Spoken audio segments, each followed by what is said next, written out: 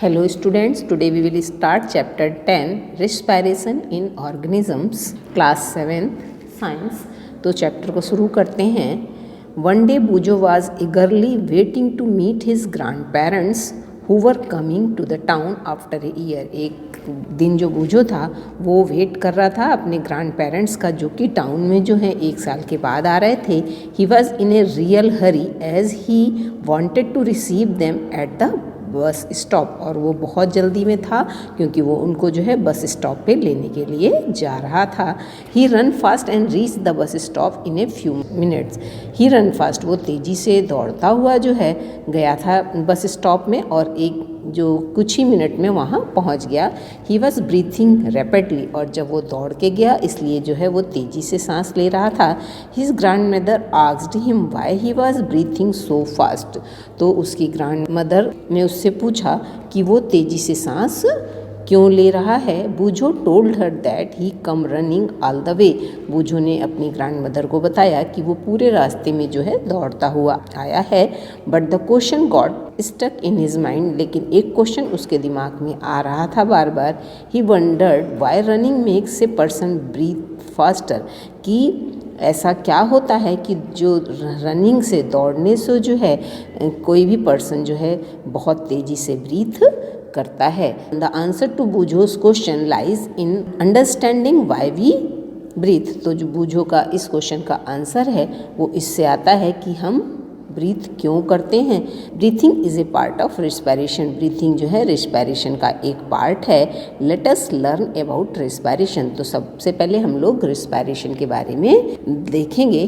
तो अब नीचे देखते हैं व्हाई डू वी रिस्पायर, कि हम लोग जो है रिस्पायर क्यों करते हैं। In chapter 2 you learn that all organism are made up of small microscopic units called cell. Chapter 2 में हम लोगों ने जैसा पढ़ रखा था कि जितने भी ऑर्गेनिजम्स होते हैं वो बहुत ही छोटे माइक्रोस्कोपिक यूनिट के बने होते हैं, जिनको हम लोग सेल्स बोलते हैं। A cells is a smallest structure and functional unit of an organism. एक जो सेल होता है वो स्मॉलेस्ट स्ट्रक्चर मतलब सबसे छोटा स्ट्रक्चर होता है, और फंक्शनल यूनिट होता है किसी भी ऑर्गेनिज्म का। Each cell of an organism perform certain function. और ये जो सेल होता है किसी भी ऑर्गेनिज्म में, ये जो है कुछ फंक्शन जो है वो परफॉर्म करता है। सच एज, जैसे कि कौन कौन से फंक्शन करता है, जैसे nutrition, transport, excretion and reproduction. To perform this function the cell need energy. अब इन सारे फंक्शन को जो भी हमने ऊपर बताया, इनको करने के लिए सेल को जो है एनर्जी की ज़रूरत पड़ती है। Even when we are eating, और यहाँ तक कि जब हम खा रहे होते हैं, स्लीपिंग सो रहे होते हैं, और रीडिंग या फिर पढ़ रहे होते हैं, वी रिक्वायर एनर्जी। तो हमको उस समय भी एनर्जी चाहिए होती है। But where does this energy come from. लेकिन ये जो एनर्जी है वो कहाँ से आती है, ये क्वेश्चन उठता है। Can you see why your parents insist that you should eat regularly. और क्या आप कैन यू से, क्या आप ऐसा सोचते हैं, आपको पता है कि आपके पेरेंट्स जो हैं ये क्यों बार बार इंसिस्ट करते हैं कि आपको जो है खाना जो है प्रॉपरली जो है रेगुलरली खाना चाहिए। The food has stored energy. Food में जो है एनर्जी स्टोर होती है which is release during respiration, जो कि रिस्पायरेशन की प्रोसेस के समय जो है रिलीज होती है। अब आगे देखते हैं। Therefore, all living organism require to get energy from food। और अब जो कि फूड में हमारे एनर्जी होती है, इसलिए जितने भी लिविंग ऑर्गेनिज्म होते हैं वो एनर्जी को लेने के लिए, फूड से एनर्जी को लेने के लिए क्या करते हैं, रिस्पायर करते हैं। ड्यूरिंग ब्रीथिंग के समय वी ब्रीथ इन, हम जो है सांस लेते हैं। You know that air contains oxygen. और जैसा कि आपको पता है कि एयर में क्या होती है, ऑक्सीजन होती है। We breathe out air which is rich in carbon dioxide. और जो हम जब सांस बाहर निकालते हैं, ब्रीथ आउट करते हैं, उसमें जो है कार्बन डाइऑक्साइड जो है बहुत ज़्यादा होती है। The air we breathe in is transported to all the part of the body and ultimately to reach cell. The air we breathe, और ऐसी एयर जो कि हम ब्रीथ करते हैं, अंदर ले जाते हैं, is transported to all part. वो जो है हर एक पार्ट में पहुंचा दी जाती है बॉडी के, और फिर अल्टीमेटली और लास्ट में जो है वो कहाँ चली जाती है, सेल में चली जाती है। In cells oxygen in the air helps in the break down of food. अब ये जब जो एयर हम लेते हैं जिसमें कि ऑक्सीजन होती है, जब वो सेल में पहुंचती है, oxygen in the air helps in the break down of food, और ये जो ऑक्सीजन होती है ये फूड के ब्रेक डाउन में काम आती है। The process of break down of food in the cell with the release of energy is called the cellular respiration. तो अब ये जो प्रोसेस होता है कि the process of break down of food, की फूड का ब्रेक डाउन होना कहाँ पे, सेल में, with the release of energy, जिससे कि जब फूड ब्रेक डाउन होता है उससे एनर्जी रिलीज होती है, जिसको हम लोग सेलुलर रिस्पायरेशन कहते हैं। तो ये जो है सेलुलर रिस्पायरेशन की डेफिनेशन है। Cellular respiration takes place in the cell of all the organism. और ये जो सेलुलर रिस्पायरेशन है ये जो है सभी ऑर्गेनिजम्स के जो सेल में होता है, इसीलिए इसको हम लोग सेलुलर रिस्पायरेशन कहते हैं। In the cell the food is broken down into carbon dioxide and water using oxygen। Cell में जो फूड होता है किस फॉर्म में, ग्लूकोज के फॉर्म में वो ब्रोकन डाउन हो जाता है। किस में ब्रोकन डाउन हो जाता है, कार्बन डाइऑक्साइड एंड वाटर, और क्या यूज़ करता है, ऑक्सीजन का यूज़ करता है। When breakdown of glucose occurs with the use of oxygen is called the aerobic respiration. तो अब ये एरोबिक रिस्पायरेशन की डेफिनेशन हो गई। When the breakdown of glucose, जब ग्लूकोज का ब्रेकडाउन होता है, occurs with the use of oxygen, और उस समय ऑक्सीजन का यूज़ होता है। जब ऑक्सीजन का यूज़ होता है और ग्लूकोज का ब्रेकडाउन होता है, it is called aerobic respiration. तो इसको हम लोग एरोबिक रिस्पायरेशन कहते हैं। When breakdown of glucose occurs with the use of oxygen is called the aerobic respiration. तो ये एरोबिक रिस्पायरेशन की हमारी डेफिनेशन हो गई। ग्लूकोज का जो ब्रेक डाउन होता है ऑक्सीजन की प्रेजेंस में, अब ऑक्सीजन की प्रेजेंस में होता है, इसलिए हम लोग इसको एरोबिक रिस्पायरेशन कहते हैं। Food can also be break down without oxygen. अब फूड का जो ब्रेक डाउन है वो ऑक्सीजन की एब्सेंस में भी होता है, बगैर ऑक्सीजन के भी होता है। और ऐसे ब्रेक डाउन को, ऐसे फूड के ब्रेक डाउन को जिसमें कि ऑक्सीजन नहीं होती है, उसको हम लोग क्या बोलते हैं, एनएरोबिक रिस्पायरेशन। मतलब उसमें जो है ऑक्सीजन यूज़ नहीं होती है। Break down of food release energy, जब फूड का ब्रेक डाउन होता है उस समय जो है एनर्जी रिलीज़ होती है, जो कि हमारी अलग अलग एक्टिविटी जो हम करते हैं, जैसा भी हमने ऊपर आपको बताया, उन सभी में ये काम आती है। तो यहाँ पे ये जो ग्लूकोज है जो कि हमारे फूड में होता है with the use of oxygen, ये रिस्पायरेशन के समय जो हम ब्रीथ इन करते हैं, जिसमें कि उस एयर में जो ऑक्सीजन होती है उसको लेके ये क्या करता है, सेल में उसका जो ब्रेक डाउन हो जाता है ग्लूकोज का, और क्या बनाता है, कार्बन डाइऑक्साइड बनता है, वाटर बनता है, और एनर्जी रिलीज होती है। You should know that there are some organism such as yeast that can survive in the absence of air.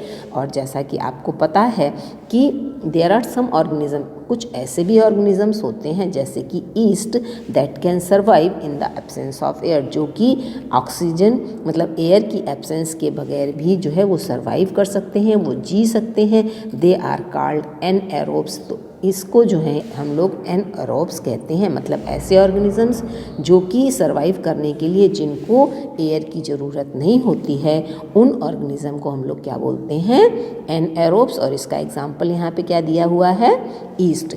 They get energy through anaerobic respiration. ये जो इनको एनर्जी कहाँ से मिलती है, एनएरोबिक रिस्पायरेशन के समय, इन द एब्सेंस ऑफ ऑक्सीजन, और जिस समय ऑक्सीजन की एब्सेंस होती है, ग्लूकोज ब्रेक डाउन, उस समय भी जो है ग्लूकोज ब्रेक डाउन होता है, और ब्रेक डाउन होके क्या क्या बनता है, alcohol, carbon dioxide, as given below, जैसा कि नीचे यहाँ पे दिया गया है। तो यहाँ पे जो ग्लूकोज का ब्रेक डाउन है वो ऑक्सीजन वहाँ पे यूज़ नहीं हो रही है, विदाउट यूज़ ऑफ ऑक्सीजन।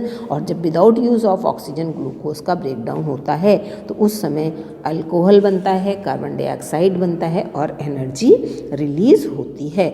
और जब ऑक्सीजन का यूज़ होता है उस समय जब ग्लूकोज का ब्रेक डाउन होता है तो ये अल्कोहल नहीं बनता है, इसकी जगह पे क्या आ जाता है, वाटर आता है, जबकि कार्बन डाइऑक्साइड और एनर्जी जो है ये सेम रहती है।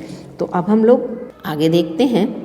East are single celled organism. ये जो ईस्ट होता है ये जो है सिंगल सेल्ड ऑर्गेनिज्म होते हैं। दे रिस्पायर एनएरोबिकली, ये जो है एनएरोबिकली जो है रिस्पायर करते हैं, मतलब ऑक्सीजन की प्रेजेंस नहीं होती है। And during this process yield alcohol, और इस प्रोसेस के समय वो अल्कोहल जो है रिलीज़ करते हैं। They are therefore use to make wine and beer, और ये अल्कोहल जो है निकालते हैं, इसलिए जो है इनका जो यूज़ है वो वाइन और बियर के बनाने के काम में आता है। Our muscle cell can also respire anaerobically, जो हमारी मसल सेल्स होती हैं वो भी जो है रिस्पायर करती हैं, एनएरोबिकली रिस्पायर करती हैं, but only for a short time, लेकिन केवल कुछ ही समय के लिए। When there is a temporary deficiency of oxygen, जब हमारी मसल्स में कुछ समय के लिए टेम्परेरी जो है ऑक्सीजन की कमी हो जाती है, तब उनमें जो है एनएरोबिकली जो है रिस्पायरेशन होता है। और ये कब होता है एनएरोबिकली रिस्पायरेशन मसल्स में?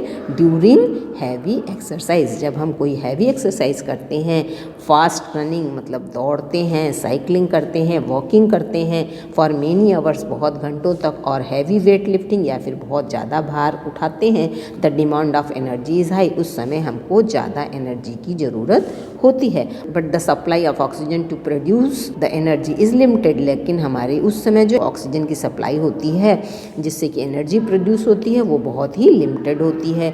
Then anaerobic respiration takes place, तो उस समय क्या होता है, अब ऑक्सीजन जो है कम होती है, तो ऑक्सीजन की कमी से हमें एरोबिक रिस्पायरेशन तो हो नहीं सकता है, तो उस समय कैसा रिस्पायरेशन होता है? Anaerobic respiration takes place in the muscle cell to fulfil the demand of energy. और हमारी इस तरह से एनारोबिक रिस्पायरेशन होने से, इससे भी क्या होती है, एनारोबिक रिस्पायरेशन से एनर्जी रिलीज होती है, तो हमारी जो एनर्जी की एक्स्ट्रा डिमांड है वो फुलफिल हो जाती है।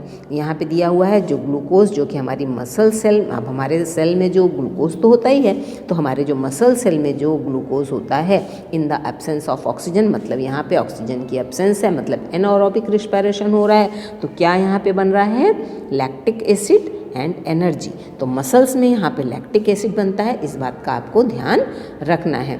यहाँ पे देख रहे हैं आप कि ये जो फिगर दिखाया गया है, ड्यूरिंग एक्सरसाइज सम मसल्स में रिस्पायर एनारोबिकली, मतलब इस समय यहाँ पे एक्सरसाइज का डायग्राम है जिसमें कि यहाँ पे जो है एनारोबिक रिस्पायरेशन होता है।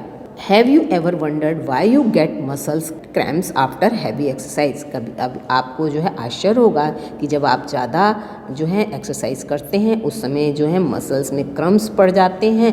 The cramps occurs when muscle cell respire anaerobically, तो अब आपको पता चल गया होगा कि ये जो क्रम्स हमारे पड़ जाते हैं मसल्स में, ये क्यों पड़ते हैं? क्योंकि हमारी जो मसल सेल हैं वो एनारोबिकली रिस्पायर करती हैं। The partial break down of glucose produce lactic acid, और इस तरह से जो ग्लूकोज का जो पार्शियल ब्रेक डाउन होता है, मतलब ग्लूकोज का पूरी तरह से ब्रेक डाउन नहीं होता है, उस समय क्या होता है? लैक्टिक एसिड प्रोड्यूस होता है। The accumulation of lactic acid causes muscle crumbs, और ये जो मसल्स क्रम्स बनते हैं ये क्यों बनते हैं? क्योंकि उस समय जो है हमारी जो सेल्स में, जो हमारी बॉडी में क्या हो जाता है, लैक्टिक एसिड जो है एक्यूमुलेट हो जाता है, उसी कारण मसल्स में क्रम्स पड़ते हैं।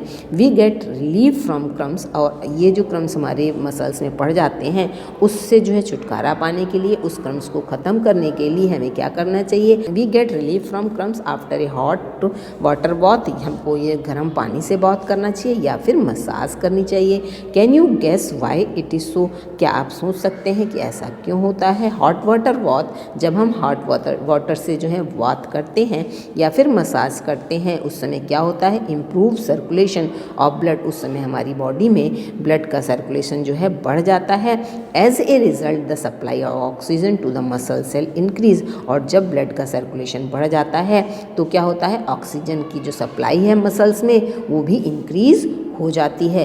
The increase in the supply of oxygen, और इस तरह से ऑक्सीजन की सप्लाई बढ़ने से result in the complete break down of lactic acid into carbon dioxide and water. तो ये जो लैक्टिक एसिड था जो कि एनारोबिकली रिस्पायरेशन में बना था, जब ऑक्सीजन की कमी पूरी हो जाती है तो ये जो लैक्टिक एसिड है ये कार्बन डाइऑक्साइड और वाटर में जो है इसका ब्रेक डाउन हो जाता है, और इस तरह से हमारे मसल्स क्रम्स जो हैं वो ठीक हो जाते हैं। तो आज इस वीडियो को हम यहीं पे ख़त्म करते हैं। अपनी जो है बुक से अच्छे से इसको रीड करिएगा, वीडियो को अच्छे से देखिएगा। अगर कहीं पे भी कुछ प्रॉब्लम आती है तो आप मेरे साथ डिस्कस कर सकते हैं।